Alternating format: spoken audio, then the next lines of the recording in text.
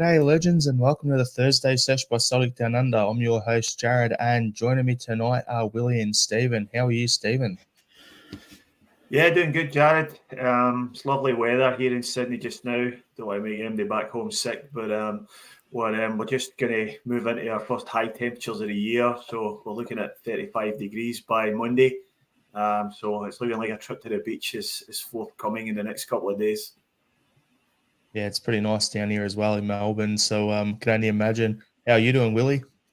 I'm doing all right. I've got a bit of Scottish weather going on here. Had a lovely afternoon, and it's now blowing a hoolie out there, and there's snow on the ranges, and we're due rain tomorrow. So I've got a bit of Scottish weather going on over here, like so not too bad. Yeah, no homesickness for you, Willie. Rain coming in sideways, you're all set. There you go. Yeah, so thanks everyone for tuning in to the podcast. We appreciate it. We're going to jump into a few little topics we've got to discuss. We'll touch on the Champions League squad, game against Dundee on the weekend, a certain international friendly that was on the other day. But before we do that, we want to just get straight into the review of our Celtic players who are on international duty. So, Stephen, I'll throw to you. Yeah, so we had a number of players away on international duty. I think it seems as if half the squad's away. So I don't know whoever was left and how much sort of meaningful work they got done. But there was certainly a bit of a mixed bag in terms of who got game time and who didn't. Top of the list for game time is probably our captain, Callum McGregor, who we discussed this the other day on the deep dive pod about how he played 90 minutes for Scotland against Cyprus. Even when they were 3-0 up, didn't take him off in the second half. They were 3-0 up the first half an hour of the game. And then he played against England a couple of days later, and he actually did get subbed off in the 89th minute. So, yeah, thanks for that, Steve Clark. That's nice. So I think the amount of minutes he's playing for the internationals is starting to rack up, and you've got to be a bit concerned about how that's going to affect his fitness and health, especially later on in the season. Apart from that, Abada went away to play with Israel, sent home injured. As we were just discussing off air, there's news broke tonight that he might be out for 4 or 5 months, which is a dreadful blow. Absolutely shocking. And it's just, we just can't seem to buy a break just now with injuries. You get one person fit, you get another couple going out injured. So very, very, very disappointing. Gustav Lagerbielke was away with the Swedish squad. Didn't get any minutes, but made it onto the bench via Estonia. Luis Palma was away with Honduras. Didn't play in the first game against Guatemala, but played the full 90 minutes against Grenada in a 4-0 win a few days later. Scored a goal, which was from the penalty spot, and had an assist. Kyogo and Dyson away with Japan. Both were unused substitutes in the spanking of Germany. Kyogo then went on to play the full 90 against Turkey in a 4-2 win, with Dyson coming off the bench at half-time. So the highlights of that game, I think Kyogo played really well. He's off the ball running, was exceptionally good. South Korea, Oh and Yang were away with them. So Yang made his international debut with 7 minutes to go in the first game against Wales. And O didn't get off the bench, but in the second game, O was brought on right at the end of the game, and Yang was an unused sub. So the two of them didn't get many minutes at all. Kwon was also away with the South Korean under-23s, and he played 90 minutes in both games in a 1-0 defeat to Kyrgyzstan and a 3-0 win over Myanmar. Odin Holm was away with the under-21s, came on as a sub in the 7-0 pumping of San Marino in the 63rd minute, and again against Latvia in another 7-0 humping. Paulo Bernardo also played 290 minutes for Portugal's under-21s against Andorra and against Belarus. I think that's about it. Disappointing to see Abada coming back injured. Disappointed that Callum McGregor played basically 2 full 90 minutes when he probably didn't really have to. And, you know, I guess we just have to take it on the chin. Yeah, the another thing, like we were talking about Abada, like coming back, in the comments, Andrew Galea said, "What is Abada's injury?" Looks like it's he's done a ligament in his quad, from from what I've heard. So yeah, it looks like it's a bit of a bad one. So I'm hoping it's not the adductor. I think the groin were connecting to the quad, because if that's what it is, it's probably about that the right sort of turnaround. That's usually a between 4 to 6 month injury. So I'm hoping it's not that. But looking at the recovery time, that's pretty much all I can think it could be at the moment. So fingers crossed he recovers well. And on the one thing though is we've been talking after the transfer thing that we just loves having 4,000 wingers. Well, here we go.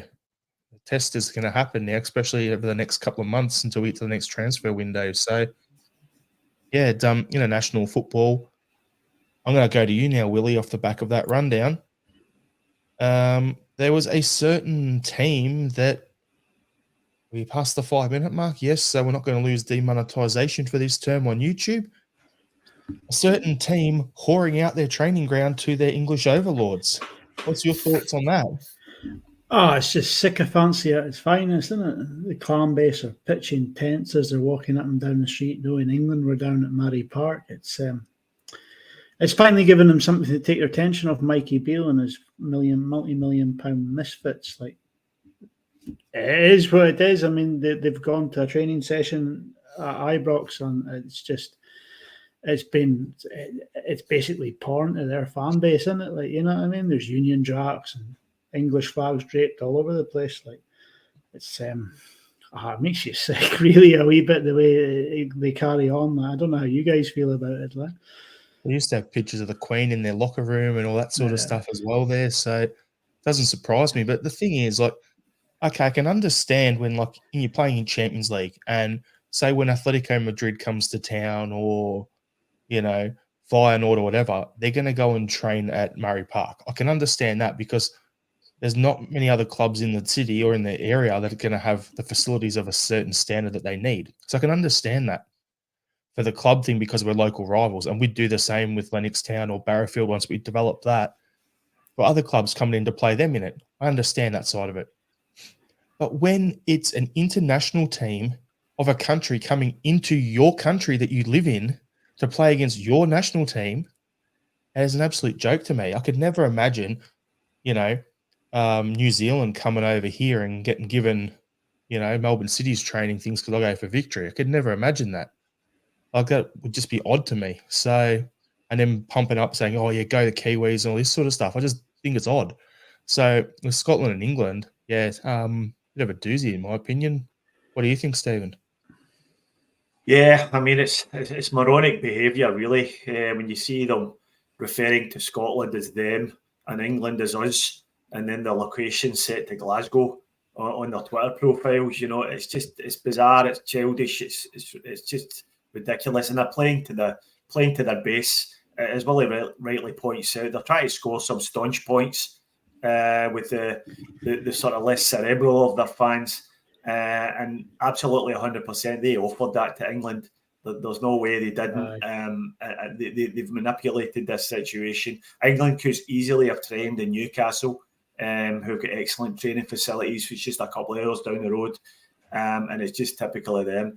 And to be honest with you, I feel a bit sorry for them because when you can't get a bit of enjoyment out of your national team winning a game, if you can't feel that, I mean, I love it when Scotland win, and I love it when Scotland succeed, although, you know, it doesn't happen very often.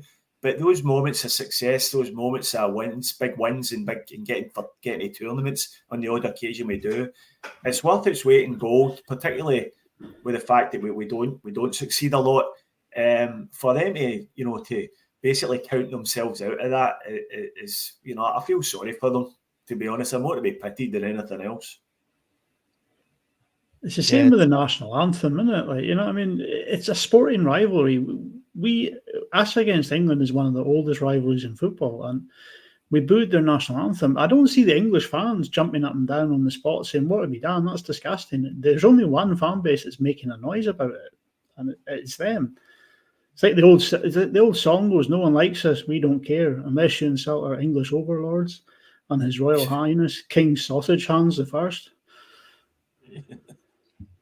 Yeah, I was actually going to touch on that about the whole anthem thing, because it's like you've got some of the stuff you're saying. It's like God Save the King now is the anthem for what, Great Britain and also for England. and then you've got Scotland's anthem. So it's just all sorts of, in my opinion, it's just all over the place. But the fact of the matter is that the booing of the anthem, what would you expect? It happens everywhere. If you're playing your biggest rival and there's bad blood there, there's going to be some sort of reaction. But something I want to touch on quickly with the Murray Park thing before we push on to the actual game is Sevco spent how much money on strikers and players and everything this year? And they've all come in and now they've actually seen what real players look like in their stadium and their training ground. That's all I'm going to say. Is that something for them to just like Michael Beale's sitting there having a wet dream over looking at those guys on the out there on the pitch, just, you know, going, oh, imagine if I could get these guys in. No chance. You're broke. You got no money. You bought a bunch of duds. Couldn't afford to get over them. I think we should point out that it's not Murray Park anymore. They've tried to airbrush that out of existence after naming their training complex after an industrial scale cheat. So they've changed it to the fantastically named Auchenhowie Training Complex now. So that's what it is. Did you fully see aware of that. I'll keep calling it Murray Park just to piss them off. Did you see the tweet? The guy, the Rangers fan, tweeted the thing about them using their training ground, and he said all these English players would go down and tell all their mates how great the training facilities are, and they'd all be busting to come up and play for Rangers. Comedy gold. The gift that keeps on giving. So, yeah, we had the game, Scotland and England. Stephen, did you see it? What was your thoughts on the game? Yeah, I did see it, yeah. Look, I think you've got to take your medicine there. England are probably one of the top 4 or 5 teams in the world just now. They've got a lot of really good players, really good young players, and they're just a better team in Scotland. It's just as simple as that. We gave it a go. I think it was a good atmosphere. I think it was nice to see a full house, and it was a friendly. But at the end of the day, they're just a better team than us. And as Stevie Clark said after the game, that shows us the standard that we have to try and achieve. But you know, our big game over the past week was the game in Cyprus, and we got the 3 points there. So we're now like a millimetre away from qualifying for the Euro finals in Germany next year, and that's the main business for Scotland. So always disappointing to lose to England, but they're just a better team than us just now. It's just as simple as that. And Willie, what's your thoughts? That's Strangelove's comment. Probably about true, isn't it? I only saw the first 30 minutes. I had to head out the door and go to work. England were looking really comfortable in that period. So Jude Bellingham and the other boy, I can't remember his name now, the guy up front, the two of them were they're a different level. Like, you know what I mean? Yeah. The first goal. Bellingham and Foden up front. Foden was up front with him. Yeah, the two of them are just first-class players. The touch and one-touch movement between the two of them was just phenomenal. Like, and the first goal went in, and I had to go. I was like, that's it. By the time I got to the end of the road, the second was scored. So I haven't really had a heart to watch the rest of it, knowing that we're going to lose. Like, you know what I mean? I just can't bring myself to bear the pain. So. I think Bellingham was on course for being one of the best players in the world. He really is. He's playing there at Real Madrid. He's playing really well for them. He's doing it for England, and I think he's destined to be mentioned in the same breath as some of the best players in the world. Definitely on his way to the top. Just seeing him at Dortmund last year was like, you tell he was all about it then. So it's a pretty good production line they've had the last few years at Dortmund with, you know, Bellingham, before that Haaland, before that there was a couple others as well. It's decent player. That's all I've got to say. And we'll get back to the Celtic chat. So I touched on this last week. I think it was. I can't remember if it was on last Thursday's one or if it was on. I think it was last Thursday. I know we spoke about something similar on Monday, but the team looks to have turned a bit. The Celtic team to have looked like we turned a leaf. We're starting to get used to Brendan Rodgers' tactics, and like Calmac come out and said that after the Rangers game as well, that, you know, it was about taking a step back, getting used to the basic structure, and then we're looking at adding wrinkles and adding this is where you press, this is where you hold, this is where you run when you don't have the ball, this is where you run to get the ball. And they're starting to put those layers into the game, and it started to look more fluid, especially in the first half against the Huns. So I'm thinking with 2 more weeks on the training track, yes, not everyone would have been there because I think it was 11 players away on international duty or 13 players or something like that. Do you think this is a good launching pad for us, boys? Like we've had a few weeks on the training track, a few more weeks to get used to working with the team, and then we're ready to jump into the next batch of the season where we're playing 2 games a week pretty much non-stop until Christmas. What do you think, Willie? I wouldn't say we've hit top form just yet. The win at Ibrox was great, but we weren't exactly free flowing there either. But hopefully, it is the launching pad for the rest of the season, because you could clearly see that the things weren't quite clicking before. So that extra 2 weeks, like you said, Jared, could be invaluable to sit there on the training pitch and go through, even just go through walking drills and stuff like that to see who needs to be where and when they need to be and who moves and when they move. It could make all the difference. Like a game against Dundee is another test. He might give some of the squad players who weren't away on international duty a bit of a chance here too. So, but I'd see a couple of debuts later on in that game too, which we'll talk about. So yeah, it'll be interesting to see. But yeah, the reason I'm saying launching pad is it's okay. That's a starting point. We now know what it looks like. We saw it in the first half, and then it's progress every week. It's incremental games. Get better in each game. So that's what I was referring to on that. But what's your thoughts, Steve? Yeah, I think I'm kind of nervous, to be honest. I think the win at Ibrox was great, but it was a very different type of game to what we'll face on Saturday, where we'll come up against a low block again. Now, I don't have any real fears that Brendan knows how to set up a team to get through a low block. But the only thing that's given me a little bit of the fear is the way we played in the second half against St Johnstone, which was just awful. If we play the way we did in the first half against St Johnstone, where we created plenty of chances, if we can maintain that over 90 minutes, then I think we'll be fine. And I think one of the key things for that is our bench is going to be looking a lot stronger. So when we make changes around about the 60-minute mark, there's more chance that they're going to have a major impact on the game. But in terms of being on the training ground, it was interesting to note that both the fullbacks, all the fullbacks would have been there. All the international breaks. So he's had plenty of time to work with the likes of Greg Taylor, plenty of time to work with Alistair Johnson. Liam Scales would have been there as well if he's going to get a game in the centre of defence, as well as Nat Phillips. So that's probably where the fullbacks is probably the most efficient position we've been up to now in the season. So hopefully we will see some benefit of that extra time in the training ground together, depending on who's playing at the weekend.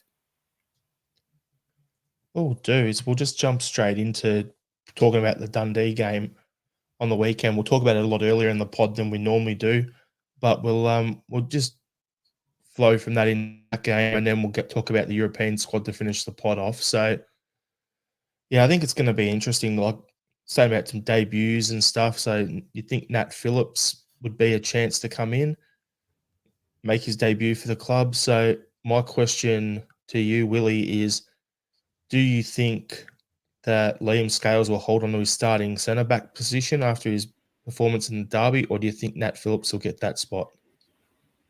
Yeah, I think Nat Phillips will get a spot, and after discussing things with Stevie on Tuesday night, I think Lagerbielke will start too, because I think the team that will take to the field on Saturday will be largely the same team that's going to take to the field in Rotterdam to try and get them a bit of understanding together. So in defence, it would be Greg Taylor, Lagerbielke, Phillips, and Johnson for me. Yep, fair enough. What do you reckon, Stephen? Yeah, I'm not sure. I'm not sure whether he'll go with the Nat Phillips and Liam Scales, to be honest. Scales are left-sided defender. He's left-footed. And Nat Phillips plays mainly on the right, and so does Gustav Lagerbielke. So I've half a notion that he'll stick with Liam Scales at the back on the left side of the defence. I think Lagerbielke was sort of the poorer of the two at Ibrox, although he sort of came onto a game in the second half and wasn't as shaky as he was in the first. But I think if you're looking at it on merit, then probably Scales deserves to keep his place. And I think the fact that he's left-sided, it'll work in his favour here. But I definitely think, I noticed they put Nat Phillips up for the pre-match interviews today. So I certainly think I can expect him. You can expect him to make his debut tomorrow without a doubt. And I just think it maybe be Lagerbielke that gets left out. Fair enough. Well, Andrew Galea has asked the question here: do we play the 11 we'll use against Feyenoord? So, what do you reckon, Willie? And who would be your starting 11 if that's the case? I said it there and now. I think it'll largely be the same team that heads over to Rotterdam to start. So the starting 11 for me would be Hart, Taylor, Lagerbielke, Phillips, Johnson, McGregor, O'Reilly, Hatate, Maeda, Young, and Kyogo. I'd also like to see Palmer get a bit of game time on the pitch. And I think we'll go out there and we'll try and kill this game off early. And that's what I'm predicting, a 4-0 win with Kyogo to score first. So that's my predictions for Saturday. What about you, Stephen? What do you think? Yeah, mine pretty much the same as Willie, only if you swap, I think Scales will get the nod in front of Lagerbielke. But apart from that, I would agree with the rest of the team. And I do think that'll be the team that starts in Rotterdam. I would like to see, like Willie, I would like to see Palmer get a game. I'd like to see Bernardo get a game. And I'd like to see Holm get a game as well. So all these guys, and ideally you'd like to see rotated through the midfield to get them all some game time. It'd be interesting to see if Iwata makes it onto the bench and gets a bit of game time as well. Because if he goes to Rotterdam with a double pivot to play a sort of more defensive type of game, then he'll want to get some game time into Iwata's legs. So that'll be interesting to see as well. But I think I want to see all these guys getting debuts. All these guys played big minutes away for their international teams, so there shouldn't be any concerns about match fitness, and they should all be ready to go. Bernardo played 290 minutes, Palmer played 190 minutes, and Odin Holm played part of 2 games off the bench for Norway's under-21. So they should be match fit and ready to go. So I hope to see them, like Willie, I hope we get this game put together fairly early and we can rotate through the midfield in the second half. Yep, I'm going to bring up some comments before I give my lineup. So, Andrew Galea saying Lagerbielke has games under his belt before he came. Scales not so. RL77, can people stop reminding me that we're probably going into the Champions League with Taylor and Scales as the left side of our defence? Michael Ross, ex-final coach, says Celtic are tactically childish and dismisses us as any sort of challenge. Which coach was that, Michael? Can you let us know in the comments? Because I'd love to know who said that. Was it Van Nistelrooy or was it someone? No, he was at PSV. Was it? I don't know who that would have been. Mahesh, hopefully Rodgers has learnt the lesson of St Johnston and the mids will push harder onto Dundee and higher ball speed and movement in the final third. Strangelove the Doctor, I would heavily rotate, having had 2 weeks to prepare. I have complete confidence in any of our players to be able to put in the performance against Dundee. You bloody well hope so, wouldn't you? John Clements, I think it's more likely to be Phillips and Lagerbielke. Big Gus is better equipped to play in Rotterdam, so they'll need 90 minutes playing together. That's why I brought up the comments, because that's what I'm thinking as well. Michael Ross is saying it has to be Lager and Phillips. And Anaheim Ducks across the pond. I'm sick of hearing people slate Wee Taylor. We are too up and down on players too quickly. I'm a fan of Taylor domestically, but in Europe, I think we need someone like an Alistair Johnson type to come in and challenge him for that position to raise his levels. But he is a decent player for us domestically. Europe, I just worry that we're too small. If we have him on that side, he'll get targeted like he did last year with the long diagonal ball over the top. But understand your point there. So for me, my starting lineup, pretty simple. Hart and goals. Taylor, Phillips, Lagerbielke, Johnson. In the middle of the park, this is the spot. Bernardo, I hope to see him, but if he's played till it's a 90 during the break, I'm thinking he'll be rotated, come off the bench. I think Holm will do the same. I don't want Turnbull to start in the middle of the park. I'm like McGregor, O'Reilly, Hatade. I want to see those three back together again. And then up front, there's one position that's questionable. You have Maeda on the left, you'll have Kyogo in the middle. It's who plays on the right with Abada out. And the question for that will be, who will it be? Will it be Yang or will it be Palmer? Which one will it be? More than likely it'll be Yang from what we've seen so far. But then Palmer's gone and played a full 90 minutes on international duty, so he's got a bit of run in his legs as well. So I think the two question marks are the centre-back pairing and the right winger more than anything. So, and score prediction, Willie, what are you thinking? I think you already said it, didn't you? Yeah, 4-0, Kyogo, first goal. Stephen, what's your score prediction? Yeah, I'd like that to be 2, but I think it might be a little bit tighter than that. I'm going to go for 3-1.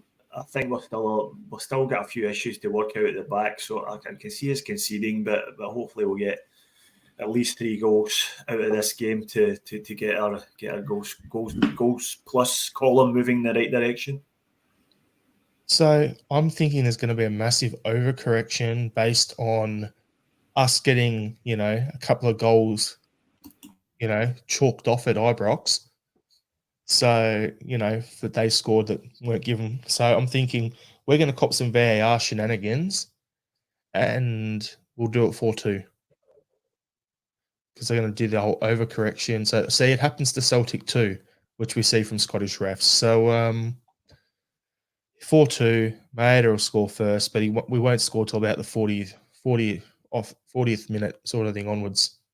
But at the end of the day, it's about picking up 3 points and keeping that gap on over Rangers. Because are they playing Friday? Are they playing Saturdays or are they playing Sundays? Because they should be Sundays the rest of the week because of Europe, right? I think they're playing Saturday lunchtime. I think so. They're playing before us. I think they're playing St Johnstone on Saturday at midday. Midday kickoff. Yeah, so I think this will be one of the only times in the next few months that they're playing before us. But this week they definitely are. Interesting to see so many people picking Lagerbielke at the back, considering he was quite shaky at Ibrox.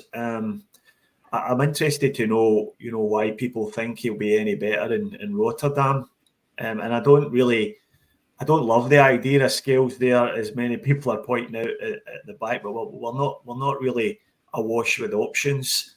So I'd be interested to know why Lagerbielke is getting so many votes for a starting place. I can give you my reasons, Stephen, if you want. Yeah, reason for me is Scales gives us more versatility off the bench. Like, if you have to make a sub at centre back, he can come on and you can put him in the left centre back, and then you've got someone else to man the right spot. If Taylor's getting targeted and you need a bit more size and physicality at left back, he can do that job too, and he's 6 foot, so he can play that position. So having him there, he covers 2 spots, which is what's going to help us, because especially for Europe with Bernabei not in the European squad, which we're going to talk about next, that becomes a factor. He's covering positions. So that's, for me, part of why I put him on the bench. But the other reason is Lagerbielke and was linked with us and also Ajax. So you've got a big club in Holland looking at him, coming in for him. We got him. He's the sort of player that if he's being looked at by a club of that stature in that league, then it's not just us who has identified that there's a quality player there. It's one of the cream of the crop clubs for development in Holland. So for me, if you're playing against the Dutch champions and you've got a player who was also linked with a club who's traditionally one of the top clubs in Holland, and he's halfway through a season, he's match fit, you've put those two factors together of, okay, he's match fit, he's also looked at, and he's got the pedigree there, and then you've got Scales on the bench covering 2 positions. It just ticks a lot more boxes for me. That's what I'm thinking. Yeah, maybe worthwhile pointing out also, though, that Ajax paid £21 million for Calvin Bassey, so I'm not convinced we should be. I'm not convinced we should be using him as a benchmark of what a good defender looks like. Surely they've sacked that defensive scout by now. Surely to God, yeah. There we go. We've got some comments here as well. So, Andrew Glay, 1 game doesn't make Scales a player. There's that. Michael Ross with the comment on who the manager was. DeMoss brand Celtic childish and says will be the same as Rangers. Mickey Moynihan, Lager has the acceleration of a Vauxhall Viva. And then Strange Loves Ajax were looking at Big Gustav as Bassi replacement, mainly because Gustav can play football. And John Clement says Scales was suited to the Huns punting long balls and crosses. Lager Belki is a better footballer, in my opinion. So, yeah, we'll crack on to the Champions League list. So I was going to try and bring it up on the screen, but I kind of accidentally shut that tab down now, so I don't know where it's gone. So I'll just go off my phone. So we listed, this is from the UEFA website, so our current squad that we've listed is a goalkeeper. We've got Hart and Bain. Defenders, we've got Alistair Johnson, Greg Taylor, Gustav Lagerbelke, Liam Scales, Nat Phillips, Cameron Carter Vickers. They've listed Hatate on the UEFA website as a defender instead of a midfielder. They've got Ralston's on there and Welsh. Then in midfield, we've got Palmer. Kyogo's a midfielder on this website, apparently.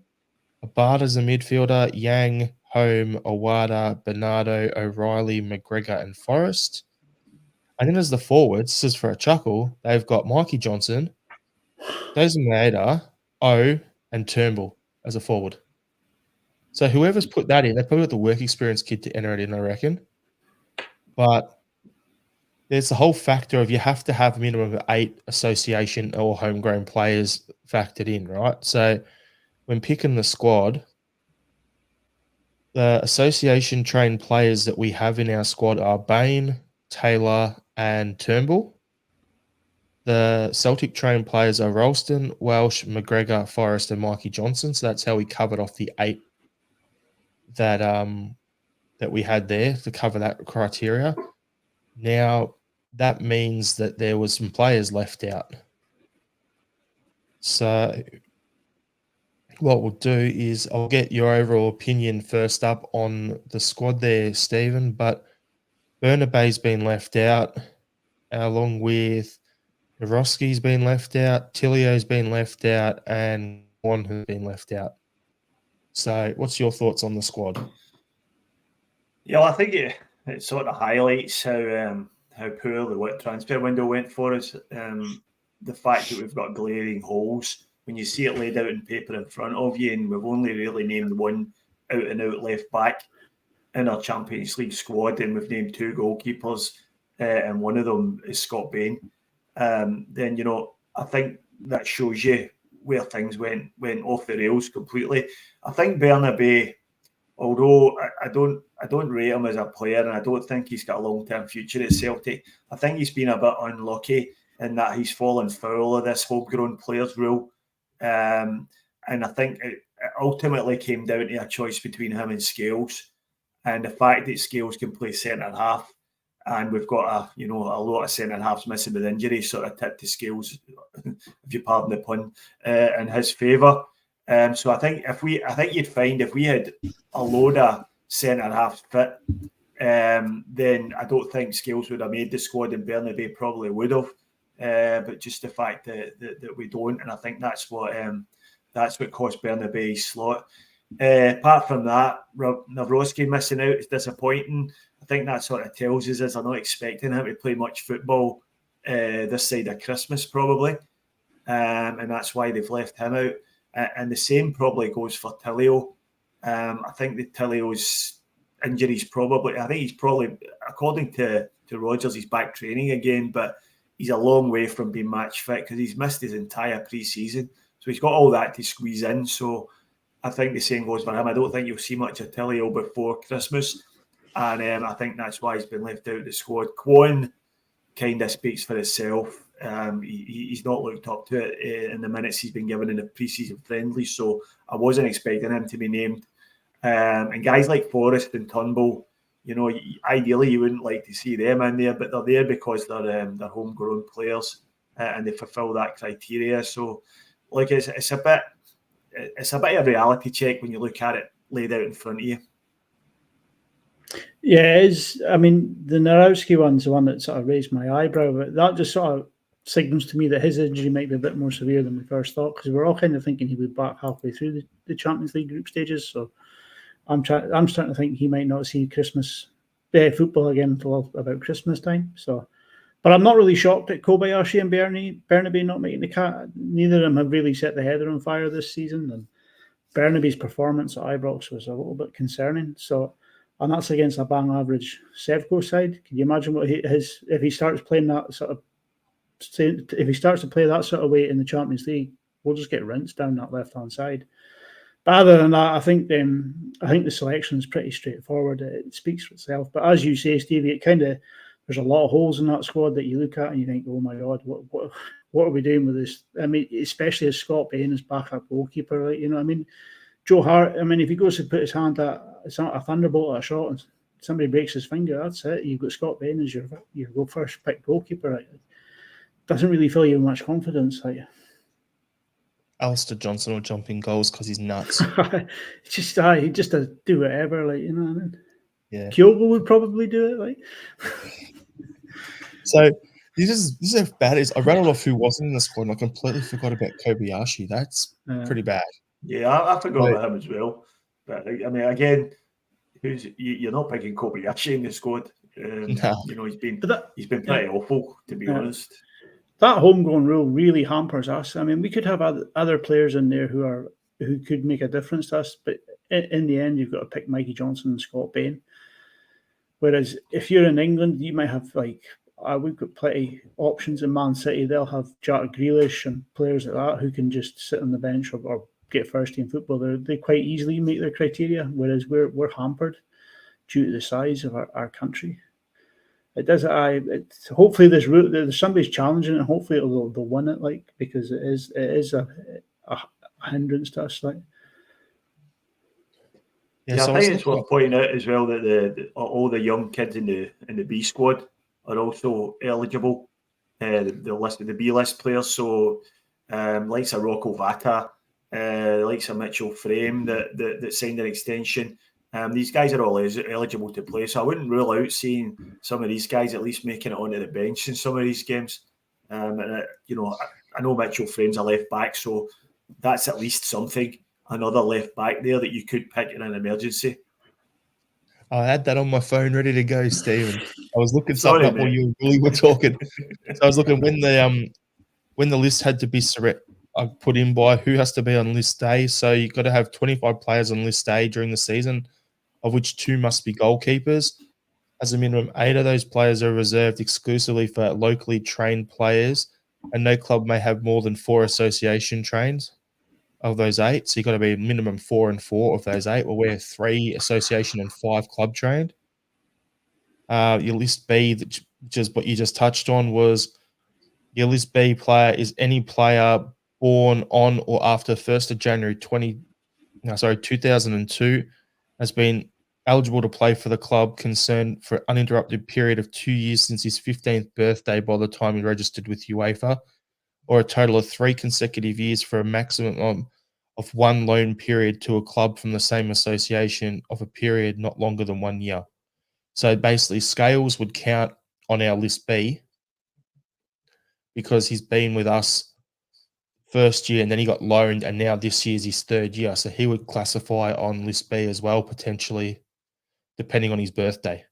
So that's the one thing I'm not sure on. Under the age of 21, isn't he? So he could be touch and go on that. But then the question is, can clubs change their squads again this season? Which was one of the questions because of Abada's injury. So can we replace Abada? And the answer is, as Mickey said here, not until the next round if you progress. So you can't change your squad until you get through the knockout stage. And then ahead of the round of 16, need to worry about that, do we? And then ahead of the round of 16, clubs can register a maximum of 3 new players. So there you go. So that's where we're at with the squad there. So for me, yeah, there's a few spots I'd hope Mitchell Frame will probably come into the scheme of things, but I've got some comments here which tie in as well. So, like Andrew Glare, with only 1 left back, we might be going to play a back 3. Mickey's on the same thing, maybe a back three. Michael Ross shows the transfer window was a joke. A back three with two defensive wing backs, park the bus. Really poor squad management, and this goes back years. So there's a fair bit going on there. Yeah, at the end of the day, we'll just have to figure it out and see what happens. But it's going to be a bit of a doozy. Hope we can. Let's go the old Real Madrid style from back in the the old Galactico days. We used to say this about Ange's style, but in the Champions League, we've got to look at it. If we're going to concede 4, we've got to score 5. We can either park the bus and do that, or we can go out and just go crazy like this. Michael Ross, we could and should have bought Hickey. Even Josh Deutsch would have done something as well. I'm absolutely in agreement about that, about Hickey. And I think that goes to a general point about how we allow far too much Scottish talent to disappear out the country. And I think there's a certain amount of snobbery amongst ourselves. I can't remember who it was. They were talking about that Lawrence Shankland and why Celtic and Rangers haven't made a bid for him. And I'm not really sure about him, but the likes of Aaron Hickey, he was in our youth system. We sold him with Hearts. We released him with Hearts. He did okay. He did pretty well at Hearts. And at that point, we definitely could have bought him back for less than you paid for Bernabei. And then he's gone to Italy, and he's back in the EPL now, and now we couldn't afford him. So that's a major mistake, and I think it's something we need to have a good look at, because we're letting far too many of these players go overseas, and that they're carving out good careers for themselves in other countries. It's worse than that, Stephen. It's not just what we've got to go back for less than we got Bernabei.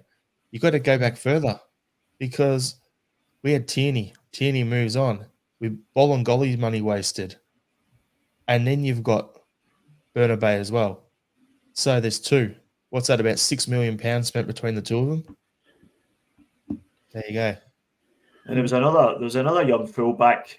Was it Max Lowe is his name? The boy that went from Motherwell. I can't remember his second name. His first name was Max. He was a fullback, went from Motherwell to a team in Austria. I think it was Sturm Graz. Yeah. And he was another one, very highly rated, and we were apparently interested in him, but we missed out because he obviously didn't see any first team opportunities at Celtic. But it's definitely something that I definitely regret is not signing Hickey. It's not just that though, as well, Stephen. It's also and this is the thing. It's the pathway that breaks down from our youth team from 16 years old through to the age of 20 at the club, where all those players can now sign professional terms. And they end up going to Germany, going to down in England, going to Belgium, going wherever. It's those guys. And then the ones who stayed don't get a chance to break into the first team because we're in such win now mode at senior level that we're going for 10 in a row at the time. Now we're trying to keep winning and reestablish and get that straight in the Champions League spot that we don't really play the guys. And that's why we're having problems with guys like Rocco at the moment. Like, is he going to sign a new contract? Why would you want to if you're not going to play? So that's it. And the Rocco Vata situation just sums it up perfectly. And we've got a player there who it showed up, for me anyway, showed up quite well in some games last year in the minutes he got.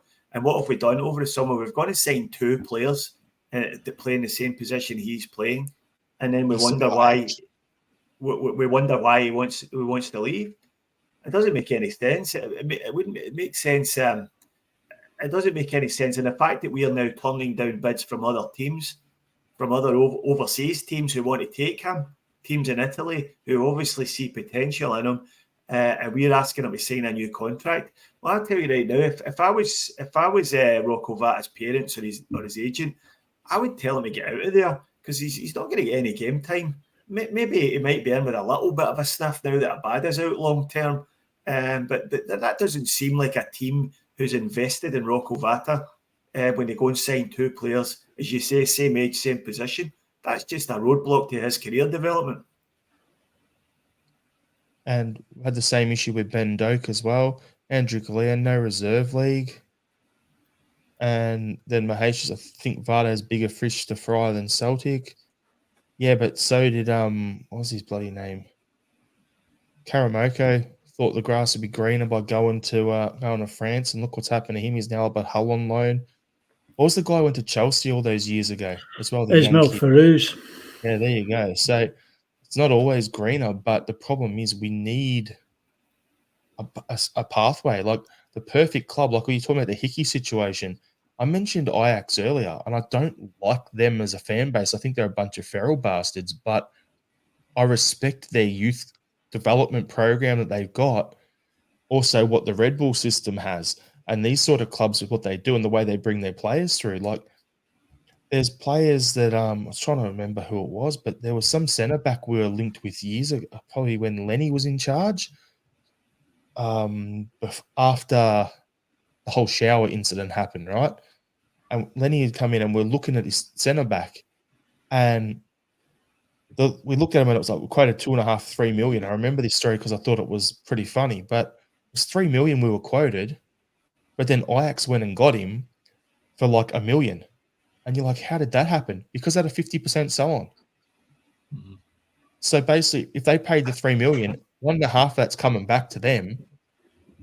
So they avoided it. So they put him cheaper and avoided some of that. So it was just ridiculous. Like, that's something we should be doing. Like, we've got a good youth academy. If players want to go to like Dunfermlines and to your Hibs and to wherever, great. You look at the team list most weekends, and pretty much every club in their squad, someone from the starting lineup through the bench, has an ex-Celtic player or ex-Celtic youth player in their squad. So anytime we release a player or sell them to these other clubs, we should be having a some sort of buyback clause or some sort of thing there. But Anaheim Ducks across the ponds put in Leverkusen, I think, are called the factory due to the amount of players they produce. We really need to do the same. Exactly, but the problem is it's that gap. Once you hit 16, you can sign a professional contract. What's the pathway look from 16 to 20? Because that's where we're losing these guys. Well, you've got to show them that there's first-team football opportunities. You've got to show them that if they perform well, then it's there for them. Because up to now, it's not been there, and it's as simple as that. And then we're going to continue to lose these young kids. I'm very, very, very happy to see Mitchell Frame extended his contract because he's a highly rated young left back, and it's something we desperately need. But he's bucked the trend really, because everyone has been looking elsewhere, because there's just no pathway there. So somebody has to get an opportunity in the first team to show these kids that it is there for them if they get their head down and work hard. And I hopefully that opportunity is coming for Frame this year. Even Tierney really got his breakthrough because there was no one else with the injuries and stuff. So we look at Tierney, we put him up on a pedestal. Oh yeah, he came through the youth academy and he's worth 25 million. We run him into the ground. He's been broken down and struggling with injuries. He played so much football, but he got his chance at age 16 because we had no other options. Willie, you got anything to add? It's just no, but like you say, there's no pathway for them. They get to the 18 years of age. They get a professional contract put in front of them, and they're told, right, you sign that and we'll put you in the Lowland League. The Lowland League's no standard of football for them to be playing at. It's not great. And then they see, oh, there's an offer from Chelsea, under 23s. You'll go and play in the reserve leagues in England. You'll get your chance to train with some of the best players in the world. It's a no-brainer for them, you know what I mean? Lowland League or playing against some of the top talent of their age group. I know which choice I would be making. Like, you know what I mean? I love Celtic with all my heart, but you got to think of their own careers. You know what I mean? Plus the money that the English teams will probably, or these German teams that are coming in from, are going to be often is going to be double what Celtic can give them. Like, so. Just one example of this, Willie, is Man City players that we've signed from them.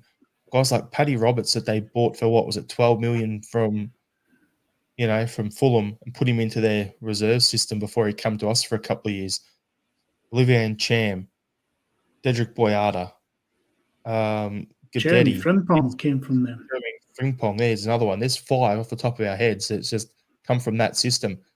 Not everyone is coming from a Matt O'Reilly sort of thing where he was at a Premier League club, dropped back down the divisions to get first-team football to get his move to us. And when he's made that move, because he did it at that young age, he's ready to play straight from the go. That's what we're missing. Like, We've got a comment here from Michael Ross. Our youth setup is pointless. It's $3 million a year. I think it costs the club, and we're not really getting anything from it.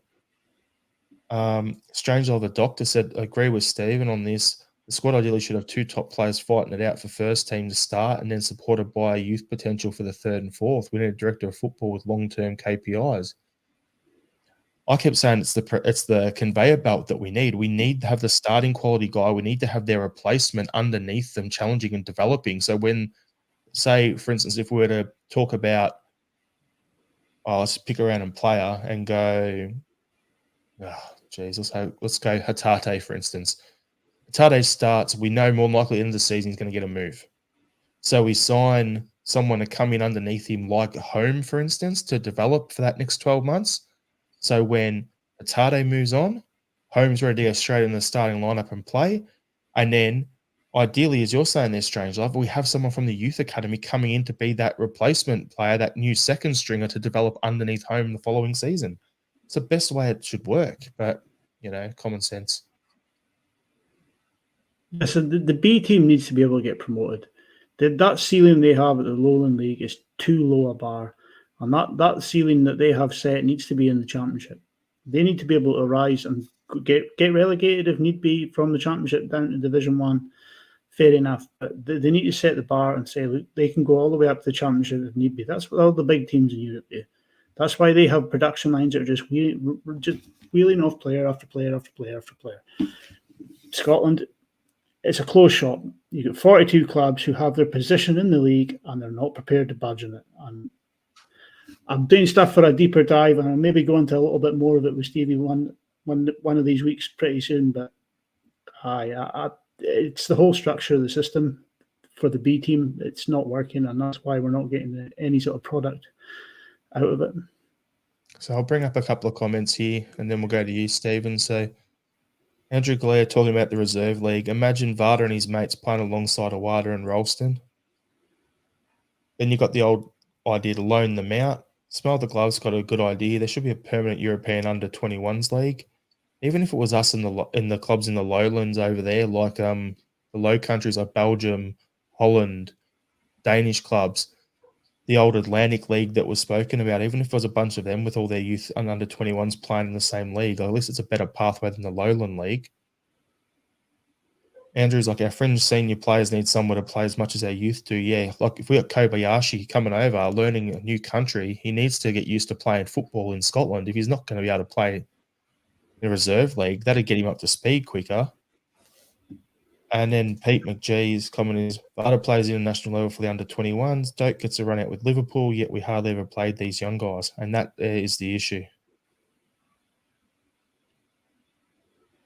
But you got any last things about the Colts setup there, Stephen, before we just finish off our European thing? I've got a couple of questions for you, and then we'll wrap the podcast up. No, I mean, I think Celtic need to be driving this a lot harder. At the end of the day, we're the biggest club in the country, and we've got the most money in the country. So we should have the biggest influence in what happens here. And the tail seems to be wagging the dog an awful lot. And I would be quite happy if Celtic, because a lot of teams gave up the reserve teams because they didn't have the money to keep them going, didn't have the money to take them to away games. But for me, the SPFL should be addressing this, and even if the SPFL set up some kind of fund where the bigger clubs contribute more than the smaller clubs, and they use that money to fund the reserve league, because that's where we're falling down. Not just with the youth players, but with our fringe players as well. Nobody's getting game time. People are just sitting on the bench and not getting any better. Guys like Kwon, when's he going to get a game of football? It could be months before he gets a full game of football, but he can be playing every week in a reserve league. And I think the onus is on ourselves, and to a lesser extent, Sevco, to try start pushing for this. And to be fair to them, I think they've pulled their team out the Lowland League. So they've obviously identified that it's just a complete and utter waste of time. And we need to come up with a suitable alternative, because the current status quo is just a piece of nonsense. Just an idea popped into my head, and this is quite dangerous when I have random thoughts, but, we talk about bringing back the reserves, and clubs can't afford it. Well, how about we look at, especially now we've got the guaranteed Champions League spot, right? Based off the country coefficient. I'm sure there's money coming in at the country coefficient, not the club ones, that could come into the SPFL instead to be funded out to fund this reserves league.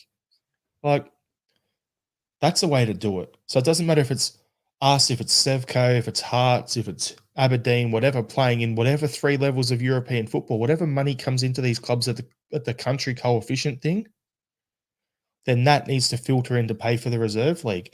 You either do that or, as you guys have said, allow B teams promotion. You've got to be one or the other. But, what we know, we're just over the other side of the world talking absolute shite on a podcast. So we're not the people down the road at Hampden making the decision. So what I want to know, Willie, is name 3 players who you think will be major players for us in Europe this season. Once you've named it, then Stephen, I want you to jump in with 3 as well that you think will be main players for us. Kyogo, Phillips, and McGregor. Stephen, what are you thinking? Yeah, I'm thinking Kyogo as well. I think he's got a big challenge in front of him. I think that's all that's separating him from being probably nailed on as being the best striker we've had since Larson. Is a few good European performances. Matt O'Reilly is one I'm really looking for to step up, and I think he will. And I agree with Willie. I think Nat Phillips will be a mainstay for us at the back, to the point where I'd be looking for Celtic to make that deal permanent in the January transfer window, if at all possible. The only one I'd add on top of that is, for me, it's Alistair Johnson.